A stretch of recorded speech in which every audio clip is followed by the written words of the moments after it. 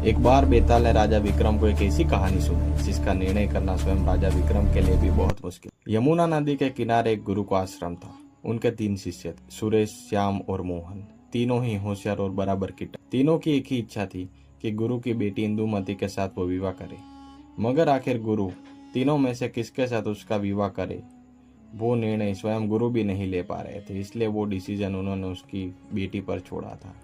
एक दिन इंदुमती जंगल में बैठी हुई वो सोच रही थी। वो बड़ी दुविधा में फंस गई थी। तभी अचानक सांप के काटने से उसकी मौत हो जाती। तीनों शिष्यों का तो मानो संसार ही उजड़ गया। चिता के ठंडी होने के बाद सुरेश नाम का जो शिष्य था वो उनकी हड्डियां इकट्ठी करने लगता है और कहता है कि अब मुझे यहाँ नहीं रहना। अब मैं ये हड्डियां लेकर नगर नगर गांव गांव भटकूंगा। जो मोहन नाम का शिष्य था वो भी कहता है कि अब मुझे भी यहाँ नहीं रहना, मैं सन्यासी बनकर जीवन बिताऊंगा।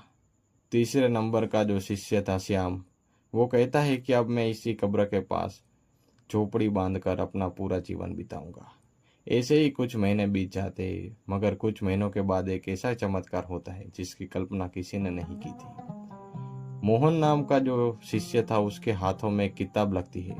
उसमें संजीवनी मंत्र लिखा हुआ था जिससे इंसानों को भी फिर से जिंदा किया जा सकता था। वो दौड़ते दौड़ते इंदुमती की कब्र के पास आता है और इंदुमती की कब्र के पास फिर से तीनों मिलते हैं और मंत्र पढ़कर इंदुमती को जिंदा करते हैं। मगर समय का पहिया फिर से उसी जगह पर आकर रुक जाता है कि आखिर अब इंदुमती शादी किसके साथ करे। और अब तो निर्णय करना उससे भी अधिक मुश्किल हो गया था, क्योंकि तीनों बराबर के हिस्सेदार थे। मोहन जो संजीवनी मंत्र लाया था और उससे इंदुमती को वापस जिंदा किया, मगर अगर सुरेश और श्याम उसकी हड्डियां और राख संभाल कर नहीं रखते तो इंदुमती तो वापस जिंदा ही नहीं होती। तो आखिर अब इंदुमती शादी किसके साथ करेगी? इसका नेक्स्ट पार्ट देखने के लिए चैनल को सब्सक्राइब कर दीजिए और वीडियो को लाइक कर दीजिए। मिलते हैं